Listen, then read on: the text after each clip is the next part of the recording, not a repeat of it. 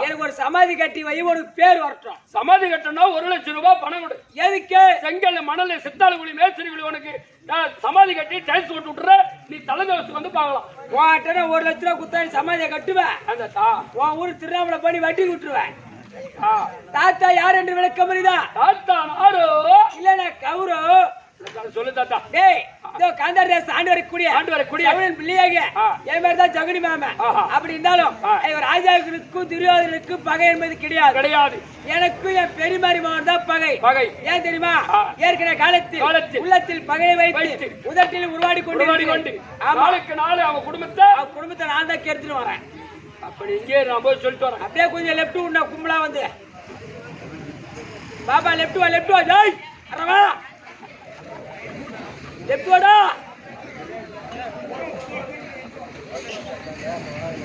Milk பால் அச்சா கோபால்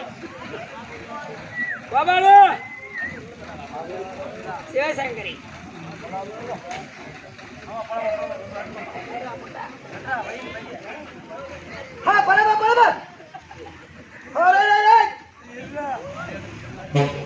அப்படி ஐவர் ராஜாக்களுக்கும் துரியோதனுக்கு பகை என்பது கிடையாது. ஏன் தெரியுமா? ஏற்கனவே காலத்தில் உள்ளத்தில் பகை வைத்து உதட்டிலே உருவாடி கொண்டிருக்கிறேன். நாளுக்கு நாள் அவன் குடும்பத்தில் நான் தான் கெடுக்கிறேன். அப்படி இருந்தாலும் ஐவர் ராஜாக்களுக்கு துரியோக பகை ஏற்பட்டு நான் தான் மருமனுக்கு குட்டிச்சாத்தனை விட்டு சூதுபாடி ஆடி தாயகட்டை பரட்டி நாடு ராஜெல்லாம் பறிச்சு கொடுத்துக்கிறேன். அப்ப இவர் ராஜாக்களை காட்டு ஓட்டிட்டான். அப்பயே மருமகனை கூட்டான் தெரியல. மாமா வந்துட்டு சொல்றான் ஒரே ஓட்டம் போய் கூட்டு நீ என்ன சொன்ன என்கிட்ட? மாமா சொன்னா அரண்மனையில இருக்காரு. மருமகன் வர சொன்னாரு தாத்தா நத்தா மேல இருக்கக்கூடிய பாச மாட்டேங்குது. ஆமா அங்க பிடிச்சாரு பாரு ஓட்டம். 4 கால் பாய்ச்சல் வந்து உட்காந்துக்கிறான். 4 கால் பாய்ச்சல் வந்தா வர 4 கால் பாய்ச்சல் வந்து நாய் லொல் கத்த போ. அரிமகனே துரியோதனா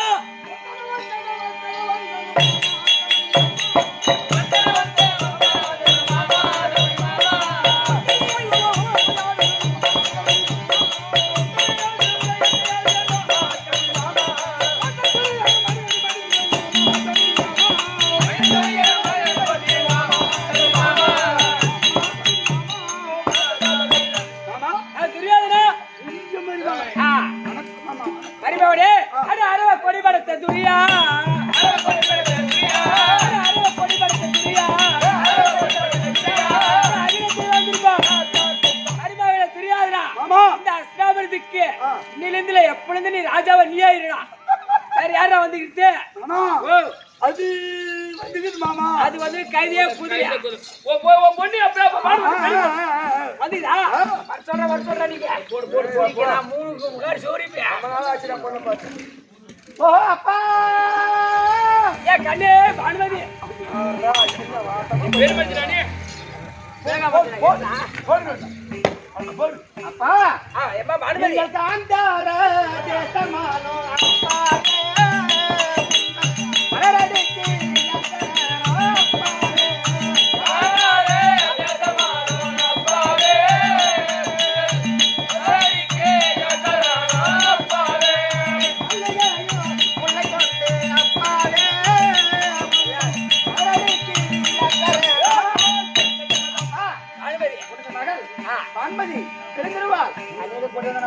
மாதிரிக்குள்ள மாணிக்கமே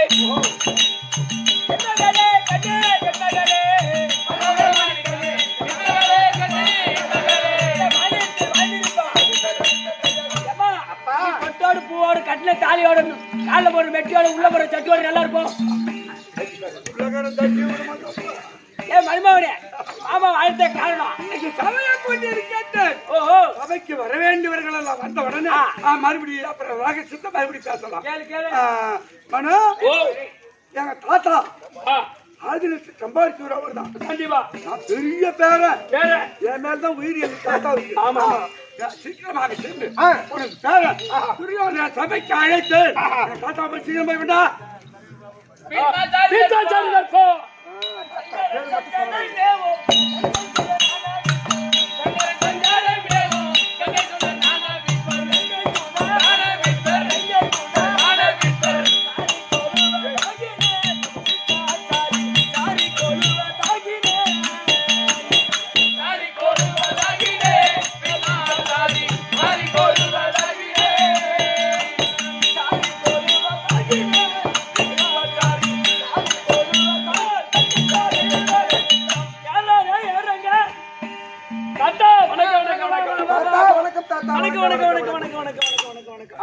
சரி, சபையில வந்தனே யாரும் தெரியுதா?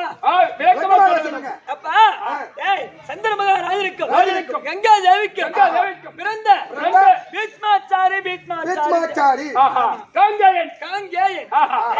முதல் பெயர் காங்கேயன், இரண்டாவது பெயர் பீஷ்மாச்சாரி. பேருக்கு விளக்க தெரியுமா? எப்படி என்றால் என் தந்தை அதோ சந்திர மகாராஜர் பரிமளகந்தியை ஆசைப்பட்டார்.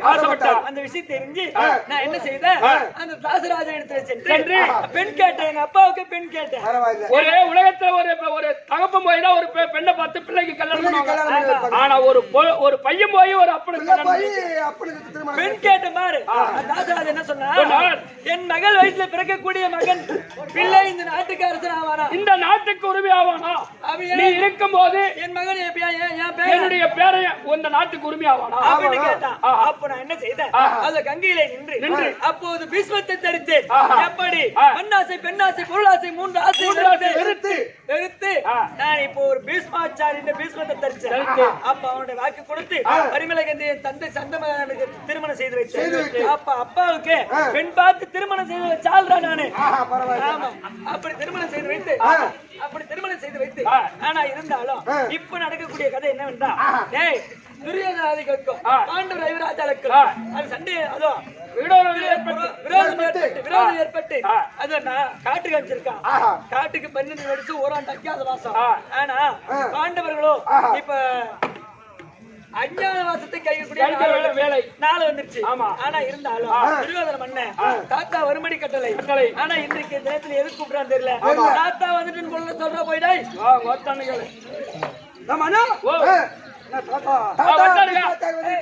886 வயது படைத்த பீஷ்மாச்சாரி. கண்டிப்பா உன் மேலதான் ரொம்ப பாசம், ரொம்ப உயிர். கண்டிப்பா எப்ப கருப்புன்னு பாக்குறாரு. எட்டு வயது ஐயா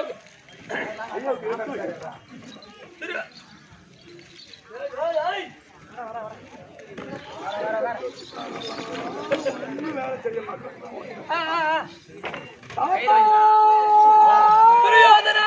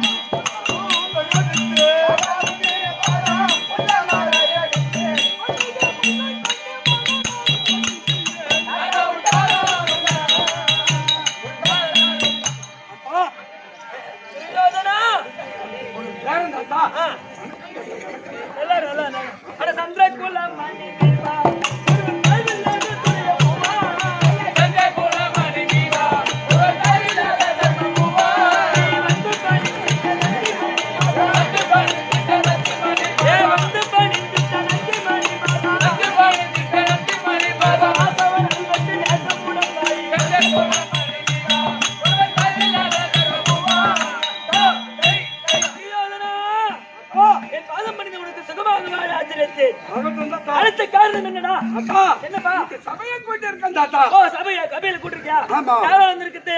மனதுல பெருத்த சந்தேகம். வருத்தல சபைக்கு வந்திருக்கவங்களாம் வந்திருக்கிறாங்க. மொத்தமே வருத்தல. அவனுக்கு கேட்டா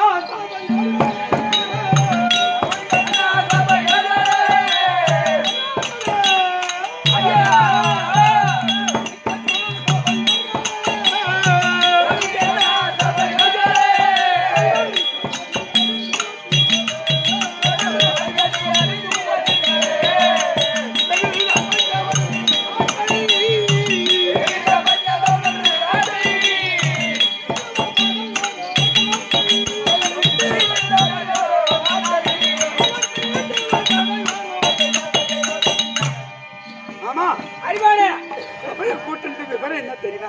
சாப்பாடுக்கெல்லாம் வந்துட்டாங்க. சாப்பாடு இலை அடிக்க வந்துட்டாங்கல்ல. துரியோதனா அவன் என்ன கேக்குறான் மச்சான்? சாப்பாடு தண்ட சாப்பாட்டுக்காரெல்லாம் வந்துட்டானா? என்ன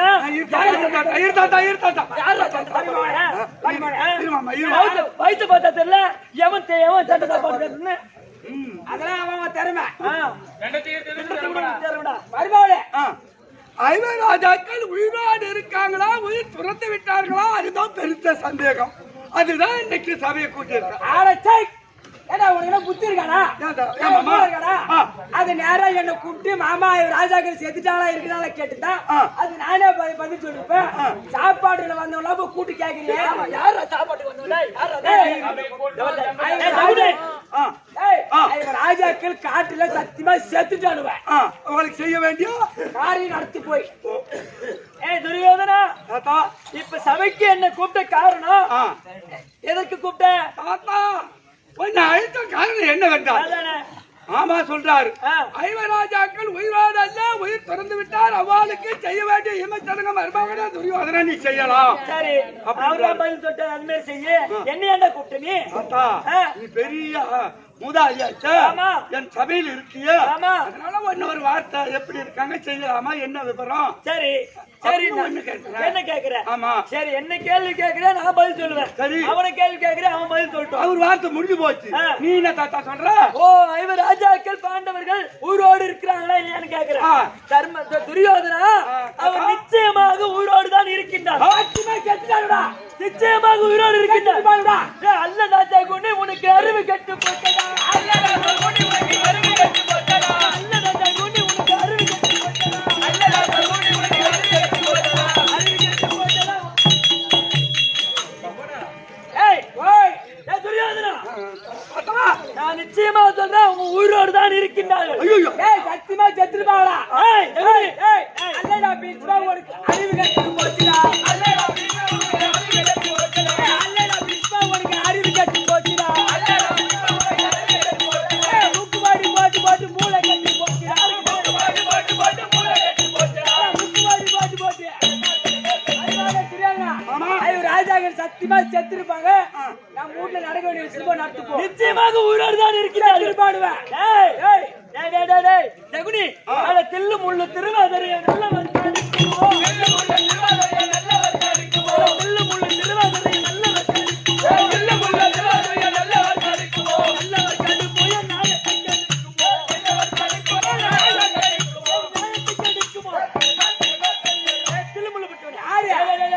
கட்டண முத்து போய் யாரா? என் மருமகளுக்காக நான் என்னடா செய்திக்கிட்டு இருக்கேன்? என்ன பண்ணிக்கிறேன்? என்னடா பண்ணிக்கிறீங்க?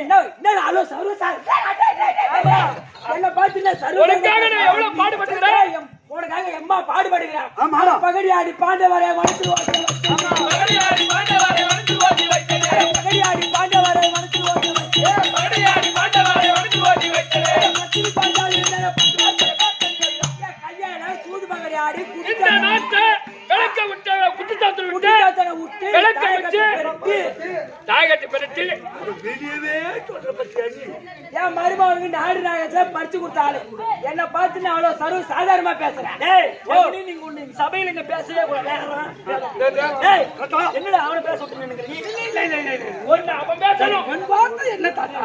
ஒன்னு அவனை பேச விடு, ஒன்னு இவரை பேச விடு. சரி நான் என் வார்த்தை என்னவென்று கேட்டா துரியோதனா ராஜாக்கள் அப்பா துரியா புவனே சொன்னதை கேளோ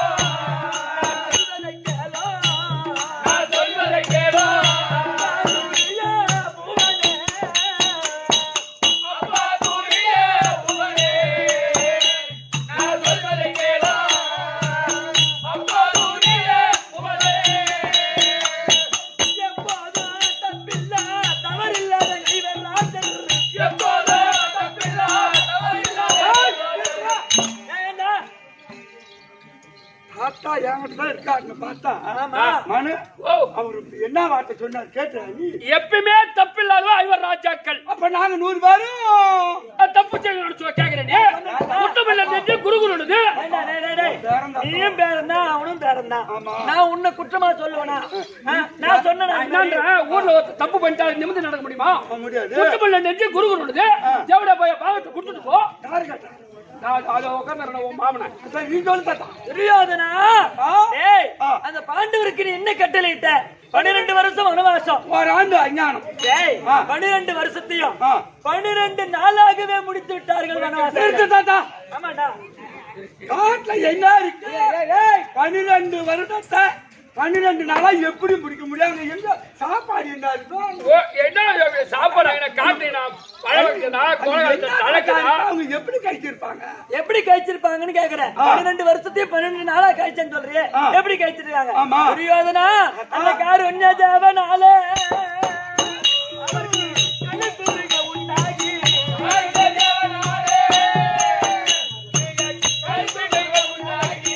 அவருக்கு கழுத்துருக உண்டாகி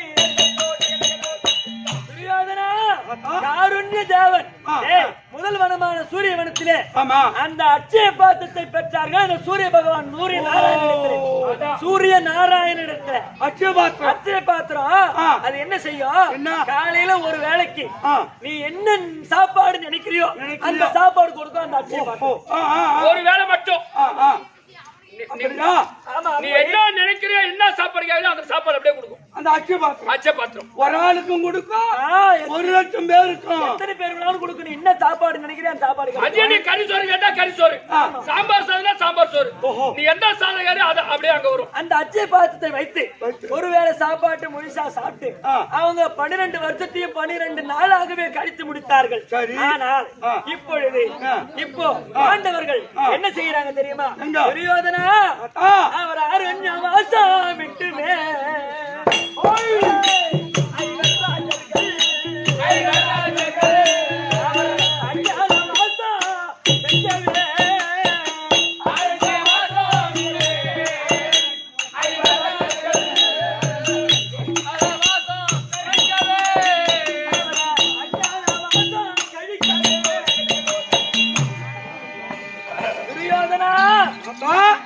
இப்போ ஆரண்யவாசம் முடிந்து விட்டது.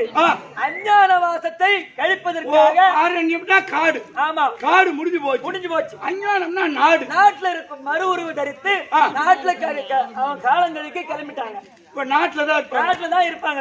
இப்ப நான் ஒண்ணு கேட்கிறேன், நாட்டுலதான் எந்த நாட்டுல இருப்பாங்க? அவங்க இருக்கிற இடம் எப்படி இருக்கும்? எப்படி சென்றால் அவர்களை கண்டுபிடித்து விடலாம்? அதுக்கு வழி என்ன? அதை சொல்லுங்க. துரியோதனா, கேட்பது நியாயம் தான். நான் என்ன சொல்றது? ஏன்னா நீ பேரனா இருக்க, அவனும் பேரனா இருக்கிற. நீ கேட்ட கேள்விக்கு பதில் சொல்லக்கூடிய இடத்துல நான் இருக்கிறேன்.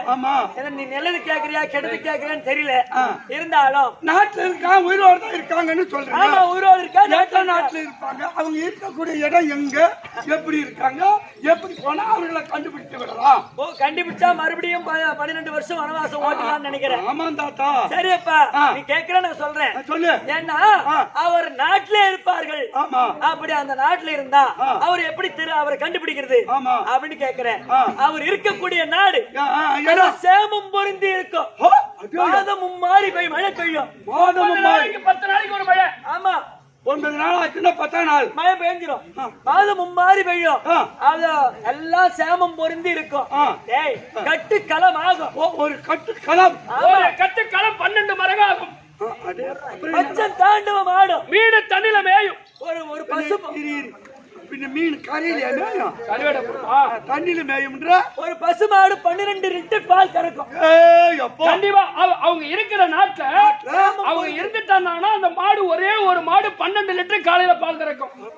அந்த அவங்க இல்லாத நாட்டுல 1/2 லிட்டர் தான் பால் கறக்குமா. அப்பேற்பட்ட சேமம் பொருந்தி நாட்டுல அவங்க இருப்பாங்க. ஐவர் ராஜாக்கள் இருக்கிற அப்படி சேமம் பொருந்தி இருக்கும். அங்கதான் இருக்காங்க. கண்டிப்பா. சரி, அதனால நீ அப்புறம் என்ன செய்யறியா செய்ப்பா. சரி தாத்தா, ஏம்பா ஐவர் ராஜாக்கள் உள்வாடு இருக்கின்றார். ஆமா, அவங்க இருக்கக்கூடிய இடம் இப்படி இருக்கும். இருக்கும். மனு இப்படி மாமா உயிர் அல்ல ஆ, துறந்து விட்டார் அவளுக்கு செய்ய வேண்டிய ஈமச்சடங்கு செய்திடலாம் செய்யலாம். அவருடைய வார்த்தை தாத்தா என்ன சொல்றாரு? உயிரோட தான் இருக்காங்க. உயிரோட ஐவர் ராஜாக்கள் உயிரோட தான் இருக்கிறாங்க. 55 நாட்கள் எந்த நாட்டிலாவது ஒரு நாட்டுல இருப்பாங்க. ஆனா அவங்க இருக்கக்கூடிய இடம் சேமத்தை பொறுத்து இருக்கும், சேமமா இருக்கும் அப்படின்னு தாத்தாவுடைய வார்த்தை. அதனால 1000 மைலர் தூதுவர்களை விட்டு விட்டு ஆ, 55 தேசத்துல 54 நம்ம நாட்டை விட்டுடு 4 தேசமா 54 தேசமா ஆளை விட்டு தேடும். எந்த நாடு எந்த தேசம் தாத்தா வார்த்தை பிரகாரம் இருக்கு, எந்த நாடு பிரச்சனை இருக்கோ அப்ப அங்க இருக்காங்க அப்படின்னா லேசா கட்டுவாங்க. ரொம்ப ஒரு நாள் சொல்லிட்டா போதும். அப்புறம் பாரம் சரி நீ சீக்கிரமாக 1000 மைலர் சீக்கிரம் கொண்டா. தூதுவர்கள்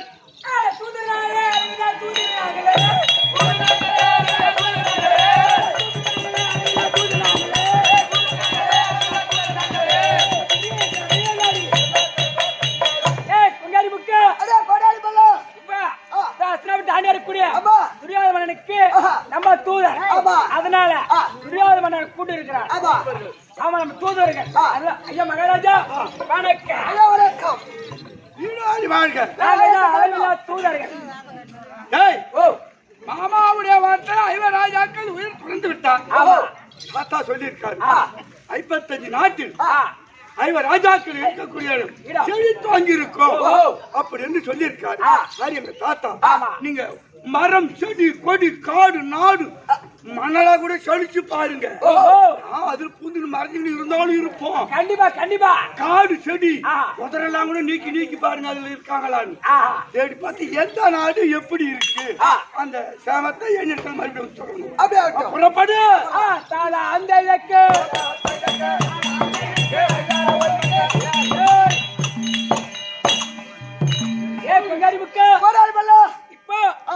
தேச தேடி பார்த்தோம் ராஜாக்கள் எங்க இல்ல. ஆனா இதுதான் விளையாடு தேசம். இதோ விளையாடு தேசத்துல சற்று நின்று பாக்கும். இடையில வந்து ஆடு மாடு ஓட்டிட்டு வரோம். 2 ஆடு மாடு ஓட்டிட்டு வரோம். 2 பேர் வரானுங்க. ஓட்டிட்டு வரானுங்க. அவனுக்கு என்ன பேசிட்டு வரானுங்க. அத கேட்டு காது குத்தி கேட்கணும். அது மகாராஜா சொல்ல வேண்டாம். அப்படியே அந்த வர பாருங்க. ஆச்சாவத்ரகா. ஏய் நீ தான போ. யாரோ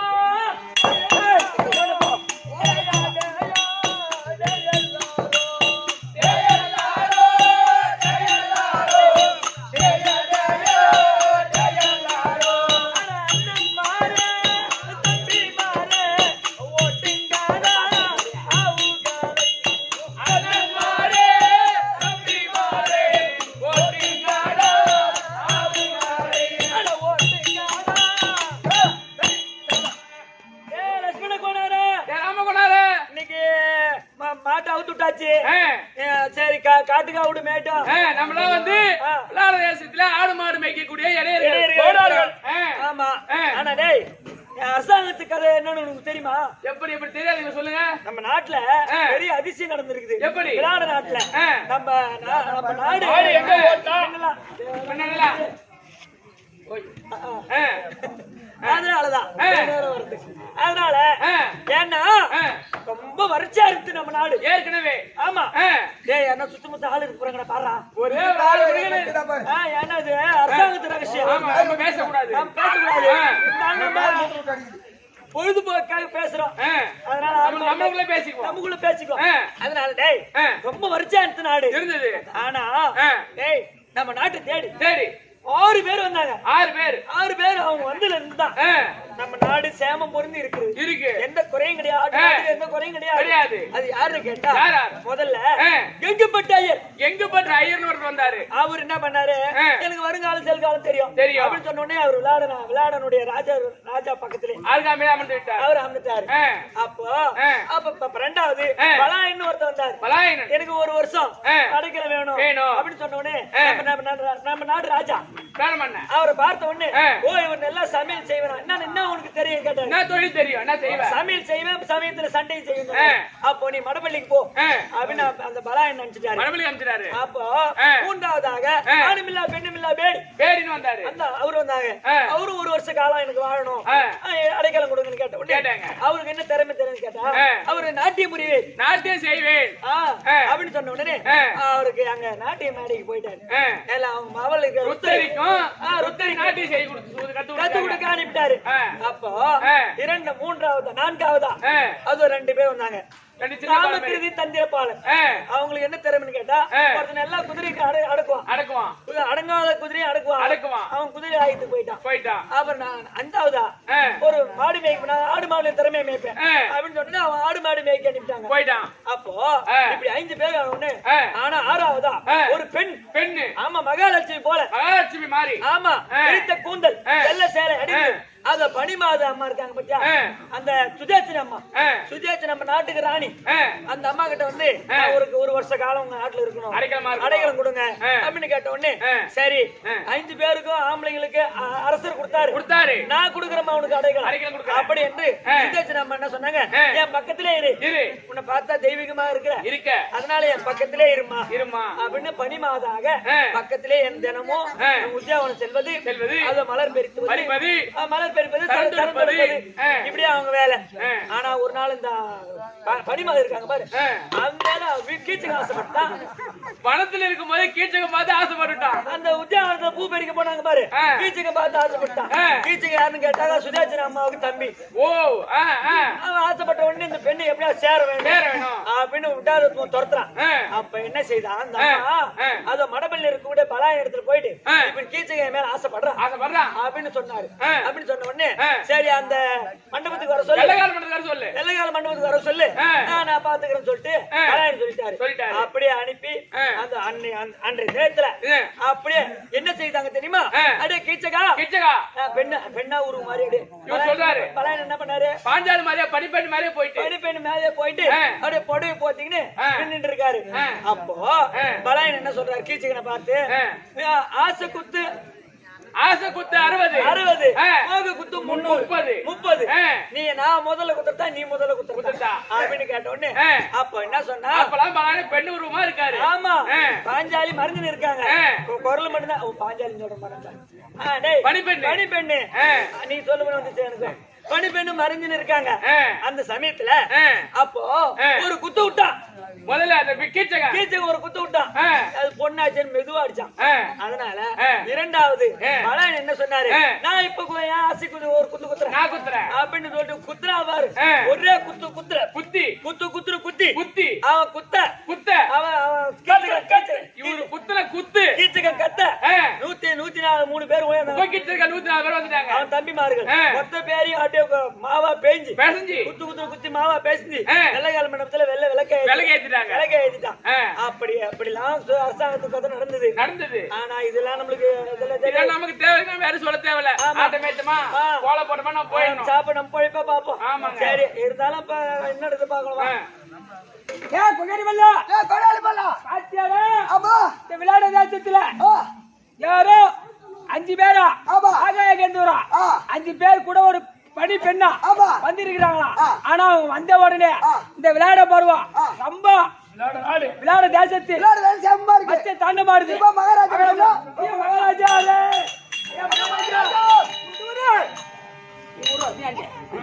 ஐயா, சுத்தி பார்த்தோம். 55 தேசத்தில் நமது நாட்டை விட்டு 54 தேசமும் பாத்தீங்க. அது ஒரே ஒரு தேசம் மட்டும் நல்ல வரிசையா இருக்குது. எங்கது? அதான் விளையாட தேசம். அச்சல் தாண்ட மாறுது, காய்க்காத மரம் காய்க்குது, பூக்காத மரம் பூக்குது. ஏன் தெரியுமா, யாரோ ஆகாய கந்துருவா கந்துருவன் 5 பேர் வந்தாங்களா. ஒரு ஆள் வந்து ஐயா விளையாட மண்ணா உங்ககிட்ட வந்து 1 வருஷம் அடகலமா இருக்கணும் அப்படி சொன்னாரா. அவர் பேரு கெங்குபேட்டு ஆயிரா. 2வது ஒரு ஆள் வந்தாரா, பலாயிரம் வந்தாரா. உனக்கு என்ன தொழில் செய்ய கேட்டதுக்கு நான் சமையல் செய்வேன். இப்படி சாட்டா ஐயா மகாராஜா ஆ. அந்த 5 பேர் வந்தாங்க பாரு ஆ. அந்த 5 பேர்ல ஒருத்தன் போய் ஆ. அது இருக்கா பாரு கீச்சுங்க ஆமா ஆமா ஆமா 14 இல்ல ஆமாங்க 10,000 சிக்கு பலம் 16,000 யானை பலம் ஆமா ஆமாண்டா அதுல 5 பேர்ல ஒருத்தன் போய் ஆ. அந்த கீச்சங்க அடியாத அடித்து. அவன் கத்தற கத்து கத்து. அவன் தம்பி இருக்கா பாரு உதயகீச்சு 104 பேர் ஆமா ஆமா ஆ. அவனு ஒரே தடவை பாரு ஆ. அவனு அடித்து அடித்து அவனு விளக்கமாவா பேய்ந்து பேய்ந்து. வெள்ளக்கால மண்டபத்துல விளக்கேற்றி வச்சுக்கிறானா கீச்சுங்க செத்து போயிட்டான் கீச்சகன் சேர்த்துக்க செத்துட்டானா மகாராஜா ஒரே அதிர்ச்சியா இருக்குடா ஆமா மகாராஜா அதான் 4 இல்ல அதானே. ஆ.